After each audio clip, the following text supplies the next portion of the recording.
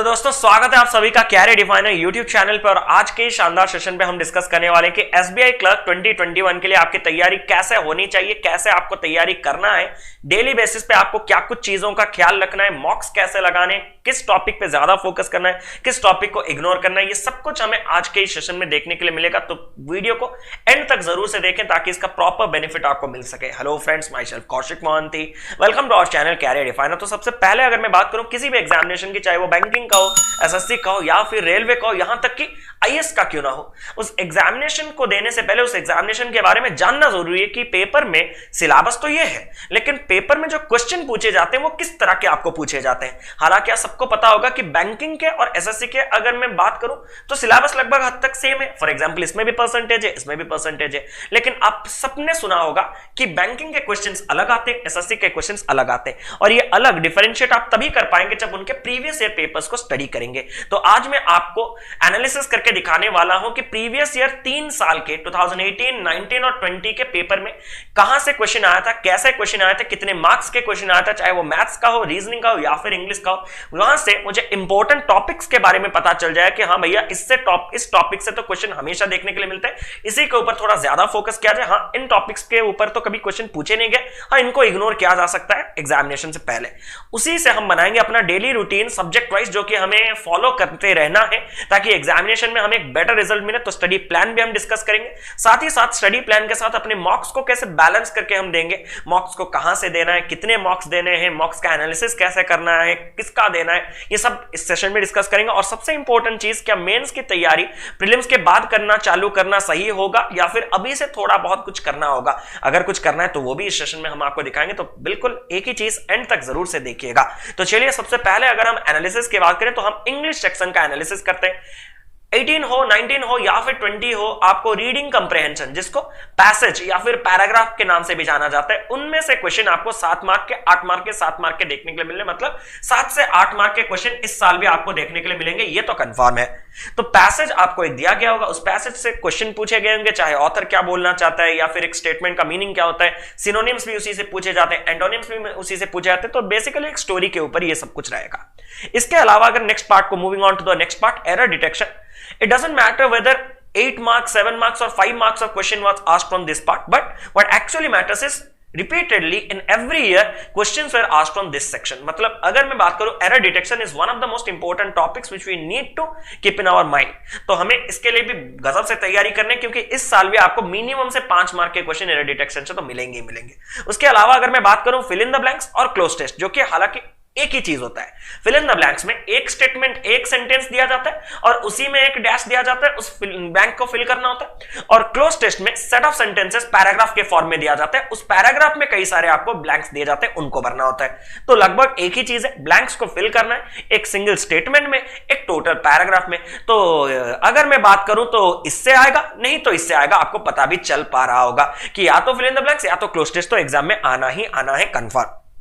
उन सब के बाद अगर मैं बात करूं तो हर साल आपको सेंटेंस रीअरेंजमेंट, जो कि पैराजम्बलिंग के नाम से भी जाना जाता है, पैराजम्बल से जाना जाता है, जैसे कि आपको एक सेट ऑफ रैंडम स्टेटमेंट्स दिए गए होंगे, उनको आपको प्रॉपर्ली अरेंज करना है और एक मीनिंगफुल पैराग्राफ बनाना है। तो ये रीअरेंजमेंट के क्वेश्चन हमेशा आपको देखने के लिए मिलते हैं, तो इसके लिए भी आपको तैयार करना है। तो कैसे तैयारी करेंगे वो बताएंगे, थोड़ा फोकस बनाएं, बस पहले इंपॉर्टेंट टॉपिक्स के ऊपर जान ले। मिसस्पेल्ड वर्ड, मतलब एक सेंटेंस दिया जाएगा, उस सेंटेंस में ऐसे आपको 4 वर्ड्स बोल्ड करके दे देगा और बोला जाएगा कि ये जो 4 बोल्ड वर्ड है ना, इनमें से किसका स्पेलिंग गलत है, या फिर अगर स्पेलिंग सही भी है सबका तो कौन सा वर्ड है जिसका यूज प्रॉपर्ली नहीं किया गया, मतलब ठीक से यूज नहीं किया गया, गलत इस्तेमाल किया गया, तो वो वर्ड को आपको पकड़ना है। और उसी का थोड़ा एडवांस वर्जन होता है ये जो करेक्ट यूजेज वाले होते हैं। करेक्ट यूजेज क्या, एक वर्ड दे दिया जाएगा आपको, उसके फॉलोड बाय 3 सेंटेंसेस दिए जाएंगे उसी वर्ड के ऊपर बेस्ड, और आपको बोला जाएगा कि कौन से सेंटेंस में इस वर्ड का प्रॉपर्ली इस्तेमाल किया गया, करेक्टली इस्तेमाल किया गया है, वो भी आपका इसी का वर्जन रहेगा। तो या तो ये, नहीं तो ये देखने के लिए मिलते हैं। और उसके अलावा ईडियम्स एंड फ्रेजेस की अगर मैं बात करूं तो ईडियम्स भी 5 मार्क्स के देखने के लिए मिलते हैं आपके प्रीलिम्स एग्जाम में। लेकिन मेरे ख्याल से idioms is completely wastage of time, you should not devote more time in this, rather you should go for certain important idioms जो कि आपको रिपीटेडली एग्जाम में पूछे जा सकते हैं, या फिर आपके एजुकेटर्स जो आपको बढ़ाते हैं कि ये इंपॉर्टेंट है, इंपॉर्टेंट सबके थ्रू जाना जरूरी नहीं है। अब क्या कुछ है ये तो मैं इंग्लिश सेक्शन के डेली रूटीन में बताऊंगा, लेकिन अब बढ़ते हैं चलिए रीजनिंग सेक्शन की। रीजनिंग सेक्शन में अगर मैं बात करूं सबसे पहले इनइक्वालिटी, हाँ आ रहे हैं। सिलॉजिज्म, तो ये रहा थर्ड में सिलॉजिज्म, हाँ सर आ रहे हैं। कोडिंग डिकोडिंग, हाँ सर आ रहे हैं, मतलब आ तो रहे ना, कितने बार आए क्या आए इसके ऊपर फोकस बिल्कुल मत कीजिए। क्यों? क्योंकि ये आपका मेमोरी बेस्ड पेपर है, तो ये एक ही पेपर एक ही साल में कई सारे शिफ्ट होते हैं, लेकिन मेमोरी बेस्ड पेपर तो एक ही निकल के आएगा, तो हर बार आया होगा। मतलब मैं बस आपको एक रफ आइडिया देने वाला हूं कि अगर मैं बात करूं इनइक्वालिटी, सिलॉग्स और कोडिंग डिकोडिंग, इनमें से कोई दो सेट आपको एग्जामिनेशन में देखने के लिए डेफिनेटली मिलेगा। मतलब इनइक्वालिटी सिलॉग्स का मिल सकता है, सिलॉग्स कोडिंग डिकोडिंग का मिल सकता है, इनइक्वालिटी कोडिंग डिकोडिंग का मिल सकता है, सिलॉग्स नहीं मिलेगा। इसी तरह से इनके ऊपर आपको 10 मार्क के क्वेश्चंस मिलने बहुत बहुत बहुत मतलब मैंडेटोरी है, लगभग, ठीक है, लगभग ये वर्ड भी मेंशन करना जरूरी है। उसके अलावा अगर मैं बात करूं तो एसबीआई क्लर्क में 3 बार लगातार आपके अल्फा न्यूमेरिक सीरीज पूछे जाते हैं। स्पेशली अगर मैं बात करूं to be precise, numeric series पूछे गए, अल्फा न्यूमेरिक, अल्फा भी पूछा गया था 20 में या फिर किसी में एक साल में अल्फा न्यूमेरिक भी पूछा गया था। तो ये अल्फा न्यूमेरिक सीरीज क्या होता है? अगर पूरा का पूरा अल्फा न्यूमेरिक सीरीज है तो एक सीक्वेंस होगा जिसमें अल्फाबेट भी होगा, नंबर भी होगा, सिंबल्स भी होगा, A1 $, B2 हैश, ऐसे करके एक सीक्वेंस, चेन ऑफ सीक्वेंस दिया जाएगा और उसमें बोलेगा कि कितने ऐसे आपके पास नंबर्स है, how many numbers are available in this sequence which is immediately followed by a symbol and preceded by an alphabet, जो कि उसके इमीडिएट बाद में एक सिंबल होगा और उसके इमीडिएट पहले एक अल्फाबेट होगा, तो ये एक पेयर बन गया। सिमिलरली ये एक ग्रुप बन गया। तो इसी तरह का आपको ग्रुप ढूंढने होते हैं, किसमें? अल्फा न्यूमेरिक और सिंबल सीरीज में। न्यूमेरिक सीरीज कुछ अलग सा होता है। न्यूमेरिक सीरीज बेस्ड होता है आपके 5 3 डिजिट के नंबर्स के ऊपर। फॉर एग्जांपल एक क्वेश्चन में आपको 5 3 डिजिट के नंबर दे देगा, 273, 841, 576, 423, 589। अब आपको बोला जाएगा कि एक क्वेश्चन में कि इन सारे नंबर्स में जो डिजिट्स है इन्हीं को अगर मैं असेंडिंग में सजा दूं तो 273 को अगर असेंडिंग में सजाऊंगा 237, 841 को अगर मैं असेंडिंग सजाऊंगा तो 148, सिमिलरली 567, सिमिलरली 234, 589। तो अभी जो लार्जेस्ट नंबर बनेगा जो कि कितना 589 और जो लीस्ट स्मॉलेस्ट नंबर बनेगा 148, उनके बीच में डिफरेंस क्या है? या फिर ऐसे करने के बाद अगर मैं सेकंड और थर्ड डिजिट को इंटरचेंज करता हूं तो कितने परफेक्ट स्क्वायर आएंगे? इस तरह के क्वेश्चंस आपको न्यूमेरिक सीरीज में पूछे जा रहे हैं, तो ये इंपॉर्टेंट टॉपिक है एसबीआई क्लर्क के लिए। अगर हम बात करें आगे बढ़ेंगे तो भैया आगे यहां पे दिया नहीं गया कि ब्लड रिलेशन आएगा, लेकिन मेरे बात पे पूरा ताला लगा दीजिए कि ब्लड रिलेशन और डिस्टेंस डिरेक्शन से आपको प्रीलिम्स में हर एक एग्जाम में क्वेश्चन देखने के लिए मिलेंगे। अब यह बात अलग है कि किसी में ब्लड आया तो किसी में डायरेक्शन, किसी में डायरेक्शन आया तो किसी के ब्लड, तो किसी के दोनों, ये डिपेंड करता है। लेकिन ये दोनों स्कोरिंग टॉपिक्स है, इनको कभी मत छोड़ के जाइएगा, तो इन दोनों के ऊपर पकड़ मजबूत बनाइए। अब छोड़ना कुछ है तो वो तो यहीं पे है, पजल्स एंड अरेंजमेंट, जो कि सबका वीकनेस है। लेकिन हम अभी आपको डिस्कस करने वाले हैं कि क्या कुछ पजल्स जो रिपीटेडली आता है आपके पेपर में। अगर मैं बात करूं एसबीआई क्लर्क की, तो सबसे पहले देखिए पैरेलल 5 मार्क, यहां पे भी पैरेलल 5 मार्क, मतलब पैरेलल रो बेस्ड अरेंजमेंट पूछा जाता है। ये पैरेलल रो बेस्ड अरेंजमेंट क्या होता है? एक दो पैरेलल लाइंस होंगे, मतलब सेट ऑफ पैरेलल लाइन होगा, या फिर ऐसे करके 1 2 3 4 5, 1 2 3 4 5, मतलब ऊपर के रो में 5 लोग बैठे होंगे, नीचे के रो में 5 लोग बैठे होंगे, टोटल 10 लोग होंगे, पैरेलल लाइन हुआ ना। अब ऊपर वाले साउथ को फेस, नीचे वाले नॉर्थ को फेस, ऐसे करके आपको अरेंजमेंट करना है कि P जो है वो Q के राइट में बैठा होगा, सिमिलरली R जो है, सपोज A जो है वो B के लेफ्ट में बैठा होगा। तो इस तरह के आपको अरेंजमेंट ढूंढने होते हैं रो बेस्ड। अब आगे बढ़ते हैं, सर्कुलर अरेंजमेंट यहां पे भी पूछा गया और एक यहां पे भी पूछा गया। तो सर्कुलर क्या होता है? एक सर्कल में 8 लोग बैठे होंगे। अब ये अलग बात है कि सर्कल में 8 लोग इनवर्ड फेस कर रहे हैं या फिर आउटवर्ड फेस कर रहे हैं या बोथ इनवर्ड आउटवर्ड फेस कर रहे हैं, ये अलग चीज है।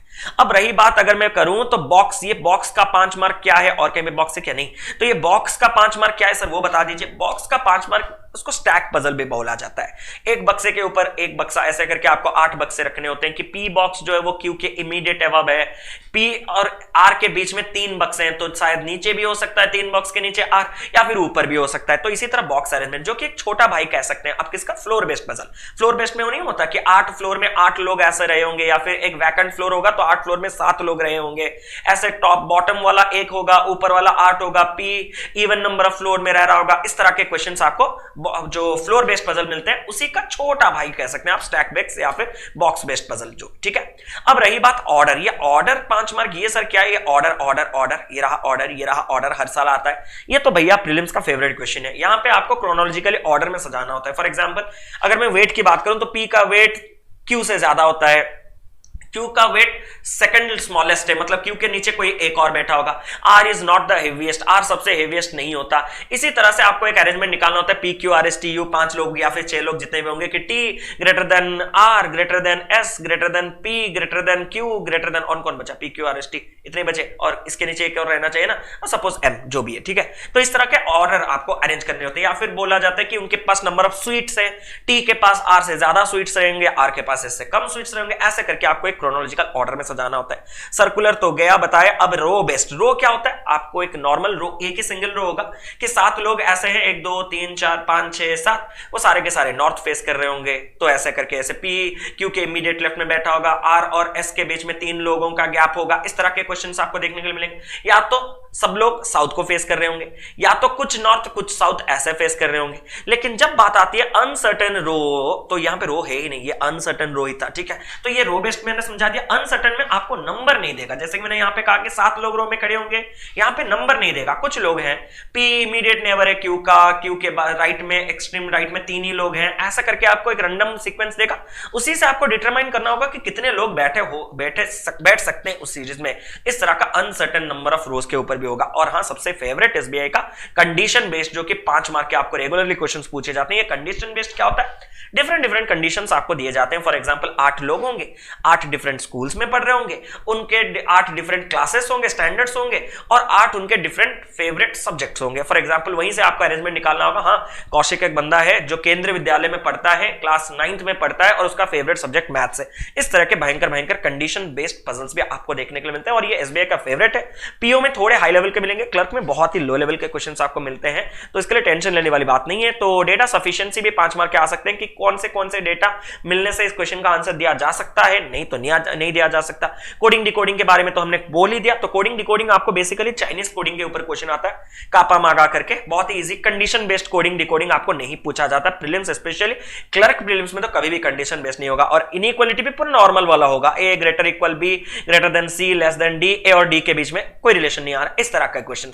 ऐसा नहीं कि आपको कोडेड इनइक्वालिटी दे देगा कि A at the rate B at the rate का मतलब होता है ग्रेटर नहीं तो इक्वल, ऐसा आपको प्रीलिम्स में नहीं मिलेगा, वो मेंस के क्वेश्चंस होते हैं। और सिलोइज्म भी नॉर्मल सिलोइज्म होता है, some A are B all B are C, इस तरह के क्वेश्चन, नो सी इस डी, इस तरह से। ऐसा नहीं कि आपको रिवर्स सिलोइज्म दे दे कि कंक्लूजन दे दे और स्टेटमेंट को पहुंचना होता है, तो इजी लेवल के।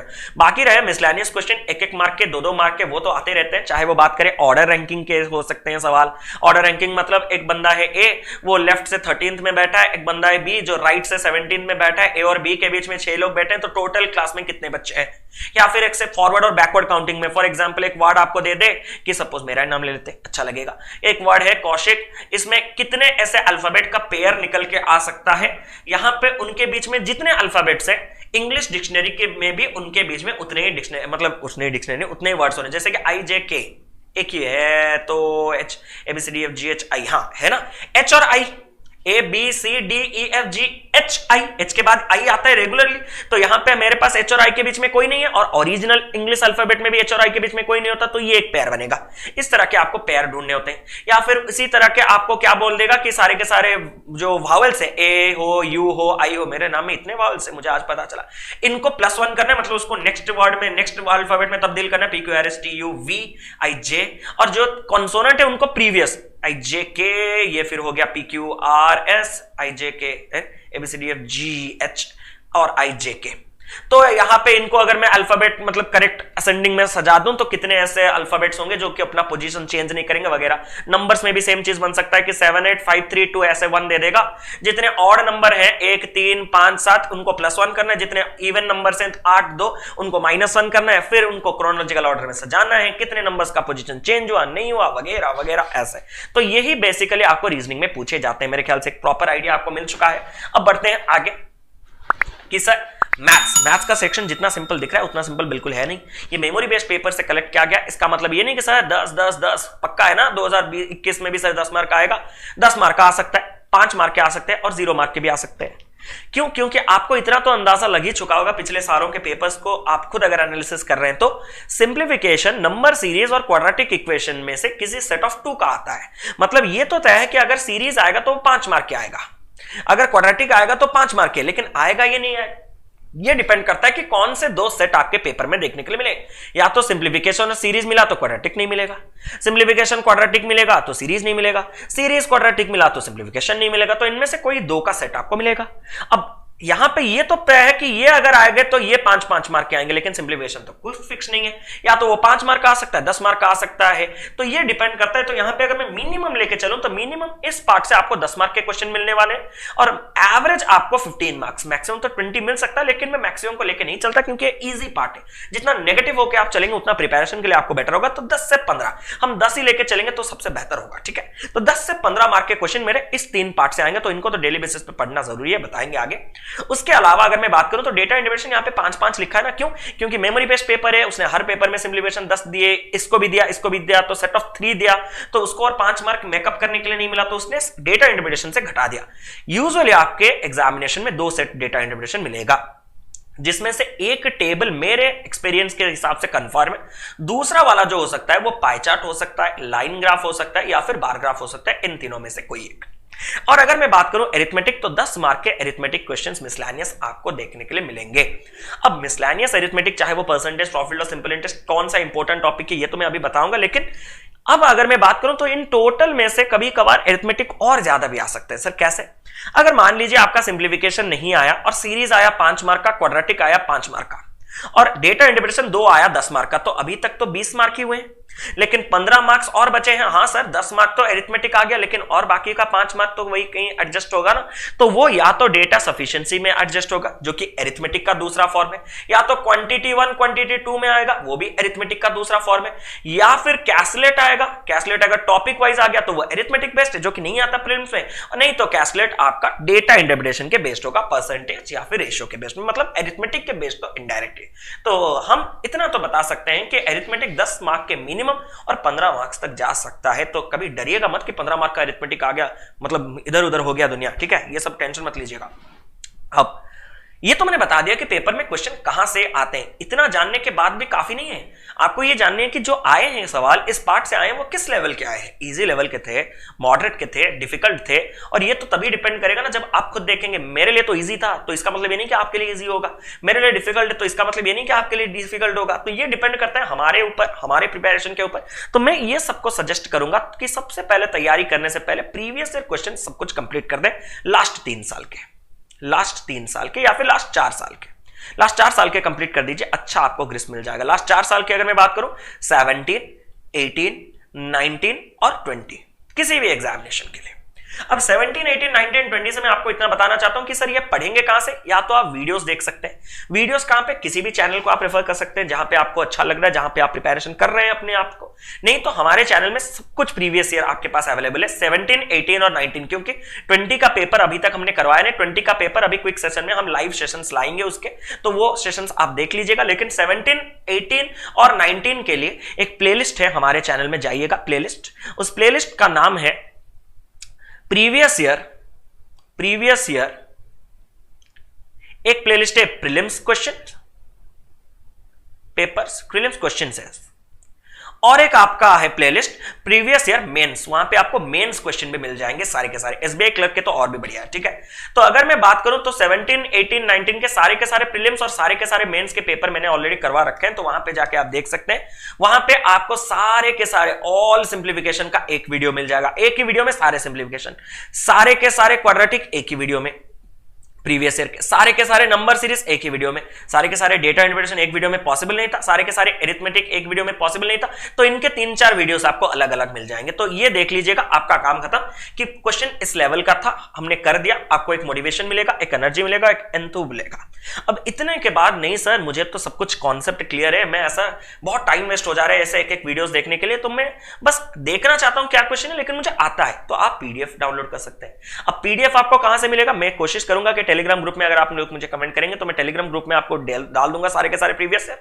नहीं तो आपको सीधा सीधा गूगल में सर्च करना है, सिंपल सर्च करना है SBI clerk previous year memory based paper, previous year memory based paper, और लास्ट को मेमोरी बेस्ड पेपर के बाद ईयर अगर आप मार रहे हैं कोई पर्टिकुलर तो 2016, 17, 18 जिसका भी मार रहे हैं, बस एक चीज आप मेंशन कर दीजिएगा, grade up.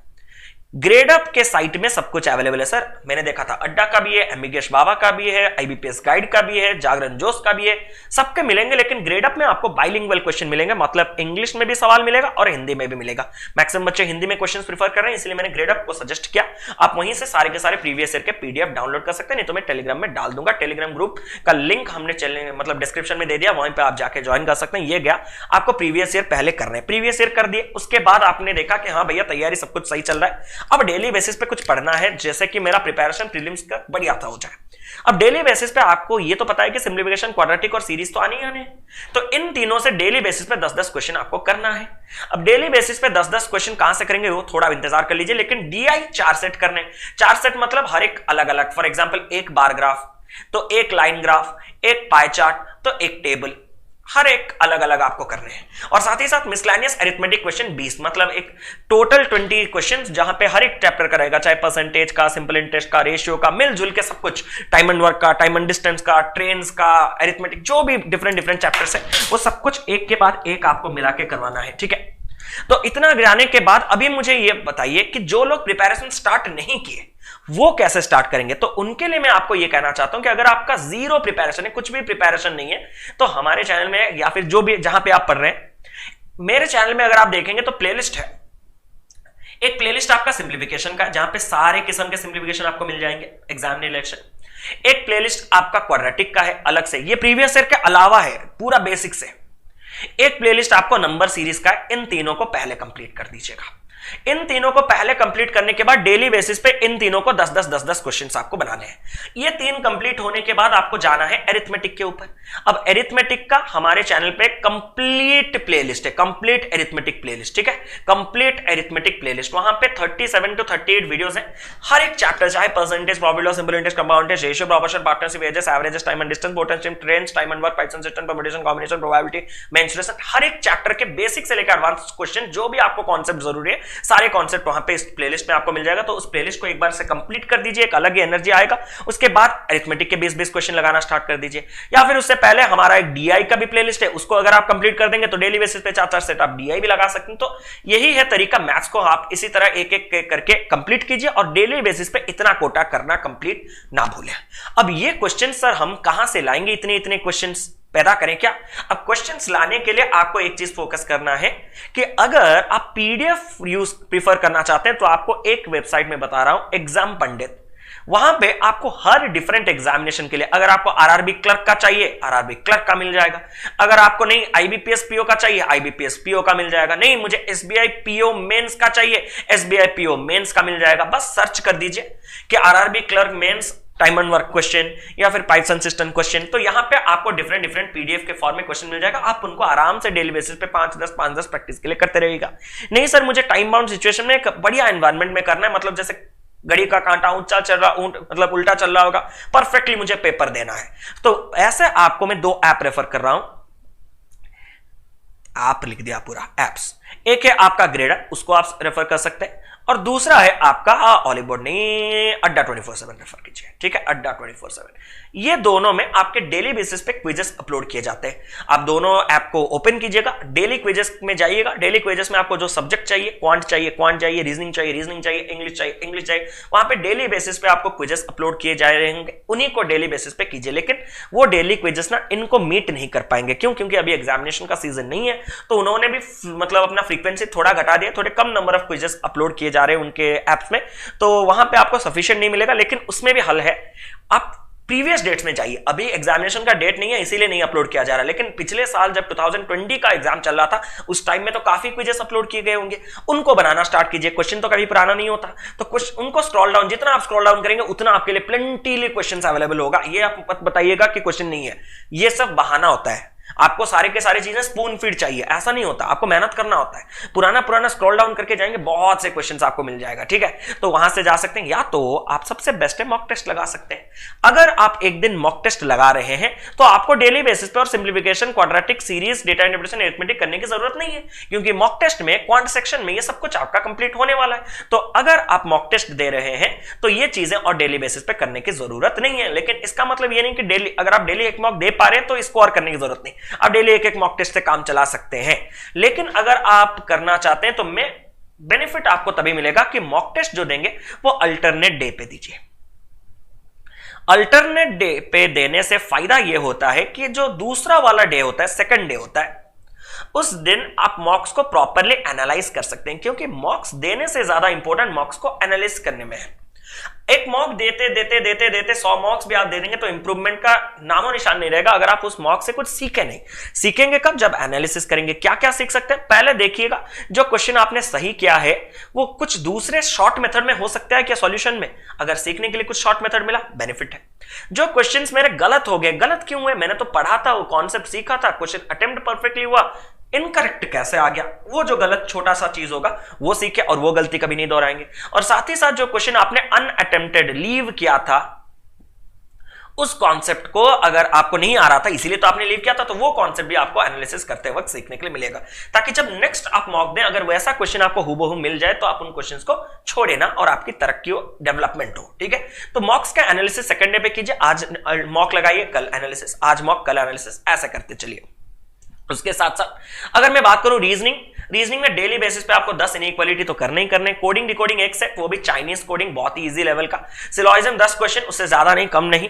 Alpha numeric series एक सेट का कीजिए। आज अगर अल्फा न्यूमेरिक कर रहे हैं तो कल सिर्फ नंबर सीरीज, परसों फिर सिर्फ अल्फाबेट सीरीज भी अलग क्वेश्चन होता है, देख लीजिएगा। ठीक है, और अगर हम बात करें मिसलेनियस, इस सेक्शन को तो कभी छोड़िएगा मत, क्योंकि these are the scoring topics, इससे क्वेश्चन आते हैं और डुएबल है, इसीलिए इसके ऊपर फोकस कर रहे हैं। चाहे ब्लड रिलेशन हो, डिस्टेंस रिएक्शन या फिर वन लाइनर्स हो। वन लाइनर्स तो अभी हमने कहा, चाहे ऑर्डर रैंकिंग का हो या फिर वर्ड्स का हो, वर्ड फॉर्मेशन का हो कि कितने मीनिंगफुल वर्ड बन सकते हैं, वो सब वन लाइनर्स है। इसके ऊपर थोड़ा प्रैक्टिस करते रहिएगा। और अरेंजमेंट्स की अगर मैं बात करूं तो डेली बेसिस पे ये 4 अरेंजमेंट एक एक कीजिए। एक लीनियर का, एक सर्कुलर का, एक स्क्वायर का, एक ऑर्डर बेस्ड का। ऑर्डर बेस्ड मतलब वो जो ग्रेटर मतलब जो क्रोनोलॉजिकल ऑर्डर होता है। और अगर हम कर रहे हैं हर एक से एक, तो कैसे सीक्वेंस रहना चाहिए? आज अगर मैं सब कुछ इनवर्ड कर रहा हूं या फिर नॉर्थ डायरेक्शन कर रहा हूं, तो कल मैं सब कुछ साउथ डायरेक्शन करूंगा, सब कुछ आउटवर्ड करूंगा, ऐसा करके करूंगा। या परसों अगले दिन एक नॉर्थ एक साउथ, मतलब लीनियर में, और सर्कुलर में एक इनवर्ड एक आउटवर्ड, स्क्वायर में भी एक इनवर्ड एक आउटवर्ड, और ऑर्डर बेस्ड तो सेम ये चीज रहता है। और अगर हम पजल्स की बात करें तो डेली बेसिस पे ये फ्लोर बेस्ड पजल हमेशा प्रीलिम्स में इंपॉर्टेंट है। वीक और मंथ बेस्ड पजल ये भी हमेशा इंपॉर्टेंट है। कंडीशन बेस्ड तो भैया सबसे मोस्ट इंपॉर्टेंट, ये आपको एग्जाम में काफी ट्रबल देता है, तो इसको डेली बेसिस पे प्रैक्टिस कीजिए। और ये वीक और मंथ बेस्ड पजल क्या होता है? एक वीक में डिफरेंट इवेंट्स ऑर्गेनाइज किए जाते हैं, मंडे से लेके सैटरडे तक। जो क्यू इवेंट है वो पी के बाद हुआ है, आर का इवेंट जो है वो वेडनेसडे हुआ होगा, और वो क्यू और एस के बीच में हुआ होगा। ऐसे करके आपको अरेंज करना होता है वीक्स में, ठीक है, डेज में। और मंथ की अगर मैं बात करूंगा तो आपके पास 3 मंथ या फिर 4 मंथ होगा। उस मंथ में कुछ कुछ 2-2 डेट्स दिए जाए होंगे, उन 2-2 डेट्स में कुछ इवेंट हो रहा होगा, उसी तरीके का क्वेश्चन होते हैं। तो इनको भी देख लीजिएगा, डेली बेसिस पे इनका प्रैक्टिस आपको करना है। या फिर अगर आप मॉक टेस्ट दे रहे हैं तो उस दिन ये सब कुछ करने की जरूरत नहीं, क्योंकि मॉक्स में आपको सब कुछ मिल जाएगा। और मॉक्स को बिना एनालिसिस करके, मतलब किए बिना दूसरा मॉक मत दीजिएगा। ठीक है, अब रही बात आगे नेक्स्ट ये सेक्शन इंग्लिश। आरसी हमेशा आता है, इस बार भी आएगा, तो एक सेट का आरसी लगाने में क्या प्रॉब्लम है? एरर डिटेक्शन इंपॉर्टेंट है, हमेशा आता है, इस बार भी आएगा। सर सेंटेंस इंप्रूवमेंट तो कुछ आया नहीं था। सेंटेंस इंप्रूवमेंट क्या होता है कि एरर एक पार्ट में दिया गया होगा और आपको बोला होगा इस चीज को क्या करने से इसमें एरर हट जाए, मतलब उसी को होता है सेंटेंस करेक्शन या फिर इंप्रूवमेंट। ठीक है, और ये इंप्रूवमेंट आपको काफी हेल्प करता है ग्रामर को सीखने में। अक्सर हम लोग क्या करते हैं, एरर डिटेक्शन करते वक्त अपने दिल का बात सुनते हैं कि हाँ ये वाला पार्ट अच्छा नहीं लग रहा, सुनने के लिए अच्छा नहीं लग रहा, एरर वहीं पे होगा। और किस्मत से अगर वो पार्ट आपका एरर सही भी हो गया, आप उसका सॉल्यूशन नहीं देखते। क्यों? क्योंकि आप खुद को पंडित समझते हैं और सोचते हैं कि हाँ भैया मैंने किया है, मैंने, लेकिन वो आपने नहीं किया, आपके दिल ने किया है। ठीक है, तो वो सही क्या है, आपने वाकई में जो रीजन से उसको गलत ठहराया था वही रीजन है, या कुछ नया रीजन है, या फिर उसको इंप्रूव कैसे किया जाए, उसको सही कैसे किया जाए, वो सॉल्यूशन से सीखने के लिए मिलेगा। तो सॉल्यूशन देख के सीखिएगा। ठीक है, सॉल्यूशन से इंग्लिश सीख के बहुत कुछ सीखने के लिए मिलेगा और बहुत जल्दी मिलेगा। क्योंकि अगर आप पूरा वर्ब, एडजेक्टिव, आर्टिकल सब कुछ एक बार कंप्लीट करना चाहेंगे तो बहुत वास्ट होगा। आपकी मर्जी, आप जैसे कर सकते हैं। इसके लिए मैं आपको ज्यादा नहीं बोलूंगा, सलाह नहीं दूंगा, क्योंकि जो सेक्शन मेरा खुद का स्ट्रांग नहीं है, मैं आपको सलाह देने वाला भी कोई नहीं हूं। ठीक है, अगर मैं बात करूं रीअरेंजमेंट की, तो सेंटेंस रीअरेंजमेंट जो पैराजम्बल है वो हमेशा आता है, तो इसको आपको डेली बेसिस पे प्रैक्टिस करना है। और क्लोज टेस्ट में आपको फिल इन द ब्लैंक्स का भी हेल्प आ जाएगा, तो क्लोज टेस्ट करने से ये फिल इन द ब्लैंक्स भी कंप्लीट हो जाएगा। Rearrangement, cloze test, paragraph, RC, ये सब जब करेंगे तो इसको और अलग से तो पढ़ने की जरूरत नहीं। बचपन में छोटे वक्त जब हम देना छोटे छोटे, तो वहां पे डिक्टेशन क्वेश्चन हमें बुलाया जा रहा था, वर्ड लिखो, सोर्सेस हम लिख रहे थे, तो ऐसा तो नहीं कि आज भी ऐसे पेन और पेपर लेके वर्ड का स्पेलिंग लिखेंगे, वो पढ़ते पढ़ते एक नेचुरल इनकल्केट हो जाएगा, तो इसके लिए अलग से प्रिपरेशन करने की जरूरत नहीं। ईडियम्स में मेहनत काफी है क्योंकि बहुत से ज्यादा ईडियम्स है और क्वेश्चंस आते बहुत कम है और नेग्लिजिबल आते हैं, नहीं भी आते हैं, तो ये भी लक के ऊपर डिपेंड करता है कि जो ईडियम्स आप लोगों ने पढ़ा होगा एग्जाम में वही आया है या नहीं। तो इसके लिए इसके ऊपर मेहनत करना मेरे ख्याल से सही नहीं है। अगर आप अपने एजुकेटर से पढ़ रहे हैं, अगर वो बोले कि ये इंपॉर्टेंट ईडियम्स याद रख लीजिए, एग्जाम में काम आएगा, उन्हीं के ऊपर फोकस कीजिए, ठीक है। तो ये था सब कुछ। और अगर मॉक टेस्ट दे रहे हैं तो अगेन वही चीज, आपको ये सब करने की कोई जरूरत है नहीं। सोर्सेस प्रैक्टिस के लिए सेम चीज, हमने आपको सब कुछ बता दिया। अब चलते हैं सबसे लास्ट पार्ट कि मेंस की तैयारी अभी से करें या क्या करें। अब देखिए, जितना आप पढ़ रहे हैं ना अभी, अगर आप सिर्फ एक मेंस का मॉक टेस्ट खरीद लें, प्यार से देखिएगा, मेंस का मॉक टेस्ट परचेज कर लें, किसका, देखिए मैं तो कोई आपको लिंक नहीं दे रहा, कोई कूपन कोड नहीं दे रहा, बस अपने पर्सनल एडवाइस से आपको बता रहा हूं। अगर आप प्रैक्टिस मॉक का लें, प्रीलिम्स का भी ले सकते हैं इसी का, मेंस का भी इसी का ले सकते हैं। तो अगर एक प्रैक्टिस मॉक का, मेंस का आप मॉक टेस्ट खरीद रहे हैं और उसको वीकेंड में एक ही टेस्ट दे रहे हैं, सिर्फ फ्राइडे हो या सैटरडे हो, वीकेंड जिस दिन आपको अच्छा लगे, वीकेंड में एक ही मेंस का मॉक टेस्ट दे रहे हैं, मेंस का मॉक टेस्ट दे रहे हैं, और उसका अगला दिन नेक्स्ट डे उसको प्रॉपरली एनालिसिस कर रहे हैं, तो आपको और सेपरेट प्रिपरेशन करने की जरूरत नहीं है। मैं अपने पर्सनल एक्सपीरियंस से आपको बोल रहा हूं। हाँ, ये बात अलग है, अगर इंग्लिश के बारे में तो मैं कुछ बोल ही नहीं सकता मेंस का, अगर आपको कहीं पे रीजनिंग के वीडियोस यूट्यूब पे मिल रहे हैं, या फिर जो भी आप प्लेटफॉर्म है जहां पे भी आपको मेंस लेवल पजल मिल रहे हैं, या फिर क्वांट के जहां पे भी वीडियोस आपके अवेलेबल हैं, जहां पे मेंस लेवल के आपको डीआई करवा रहे हैं, या फिर मेंस लेवल के अरिथमेटिक करवाया जा रहा है, हम भी करवाएंगे, तो उन सेशंस को देखिएगा, उनसे आपको अप्रोच सीखने के लिए मिलेगा। और जब आप मॉक टेस्ट देंगे तो उन्हीं अप्रोच को यूज करना आपको हैबिट हो जाएगा। और आप हमेशा पूछते रहते हैं ना, सर मेंस लेवल का पजल कहां से मिलेगा, डीआई कहां से मिलेगा, अरिथमेटिक कहां से मिलेगा, तो mock test one stop solution है। किसी का भी मॉक टेस्ट ले सकते हैं, लेकिन मैं आपको सजेस्ट करूंगा प्रैक्टिस मॉक। अगर आप उससे नेक्स्ट लेवल, हायर लेवल को जाना चाहते हैं, तो मैं आपको सजेस्ट करूंगा कि ऑलिव बोर्ड को ले सकते हैं, वो इससे डिफिकल्ट रहेगा, अच्छे लेवल का रहेगा। तो बस यही है आपका। और मॉक्स का एनालिसिस इंपॉर्टेंट है, क्यों? क्योंकि एनालिसिस पे ही आपको सीखने के लिए मिलेगा कि प्रॉपरली एक क्वेश्चन को कैसे सॉल्व किया जा रहा है, क्यों मेरे से नहीं हो रहा था, क्या इसका वाकई में सॉल्यूशन है, कैसा अप्रोच होना चाहिए, ये एनालिसिस से आपको सीखने के लिए मिलेगा। और एक पेशेंस बिल्डअप हो जाएगा कि 1.5-2 घंटा, 2.5 घंटा, 3 घंटा बैठने का पेशेंस, जो कि हम प्रीलिम्स 1-1 घंटे का देने के बाद मेंस में बैठ ही नहीं पाते हैं, वो पेशेंस डेवलप होगा अगर आप 2-3 घंटे का मेंस का मॉक टेस्ट एक वीक में एक देंगे तो। और साथ ही साथ टाइम मैनेजमेंट भी सीख जाएंगे, तो मेंस के लिए काफी हेल्पफुल रहेगा। लेकिन बात करते हैं, तो ये करंट अफेयर्स, ये तो मेंस के मॉक टेस्ट से डेवलप नहीं हो सकता, तो इसके लिए आपको डेली पढ़ना होगा। डेली क्या पढ़ेंगे? डेली अगर आप किसी भी एजुकेटर्स के वीडियोस देख रहे हैं, चाहे वो कुमार गौरव सर हो, या फिर आशीष गौतम सर हो, या फिर हमारे कौन हो, कपिल काटफल सर हो, इन किसी के भी आप अगर डेली वीडियोस फॉलोअर हैं, तो आप उन्हीं को ही पर्टिकुलरली देखते रहिए, उन्हीं के नोट्स बनाते रहिए, ताकि उसको प्रॉपरली आप रिवाइज कर पाए।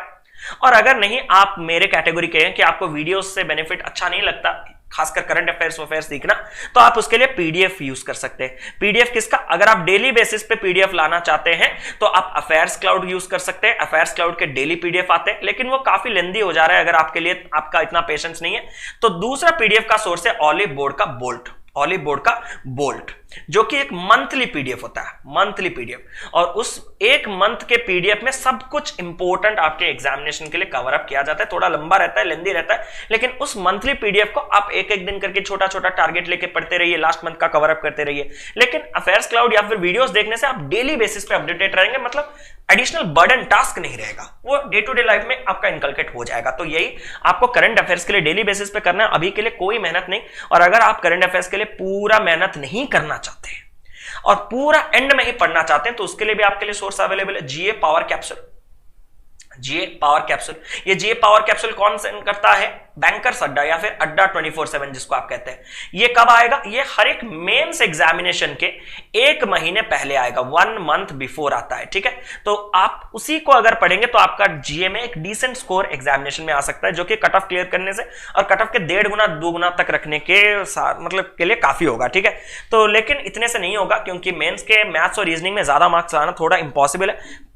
तो करंट अफेयर्स को आप इग्नोर नहीं कर सकते, तो करंट अफेयर्स को डेली बेसिस पे पढ़िए। और इन सब के अलावा अगर मैं आपको एक और चीज एडिशनल कहूं, जो मैं सबसे लास्ट में इसीलिए कह रहा हूं क्योंकि मैंने इसको कभी किया नहीं है, जो मैं किया नहीं उसको बोलने से फायदा नहीं। अगर आप न्यूज़पेपर रीड कर सकें तो सबसे अच्छा है, न्यूज़पेपर रीड कर सकें, या फिर आपके मॉर्निंग में जो एडिटोरियल शोज आते हैं, चाहे वो विशाल परियर सर का हो या फिर निमिषा बंसल मैम के हो, जिसके भी हो, ठीक है, तो वो न्यूज़पेपर रीडिंग का हैबिट, एडिटोरियल से आप बहुत कुछ सीखने के लिए मिलेंगे, ना सिर्फ इंग्लिश बल्कि वहीं पे आपको करंट अफेयर्स भी थोड़ा बहुत न्यूज़पेपर रीड करने से बहुत हेल्पफुल होगा।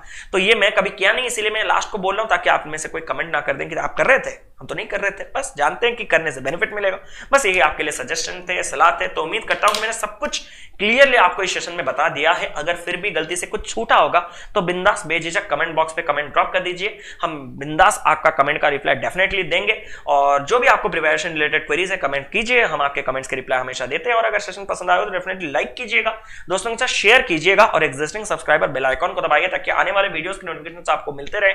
और हाँ, ऐसे ही बहुत सारे क्वालिटी कंटेंट, चाहे मेंस लेवल के हो या फिर प्री लेवल्स के हो या फिर क्वांटम कैट के हो, लाइव सेशंस आने वाले हैं, तो चैनल के साथ जुड़े रहिएगा ताकि ऐसे क्वालिटी कंटेंट हम आपको प्रोवाइड कर सकें। बस यही कह के आज के सेशन को एंड करते हैं। जुड़े हमारे साथ, देखते रहे कैरियर डिफाइनर। तब तक keep loving, keep supporting guys. Thank you so much for watching. Tata bye bye, love you, take care.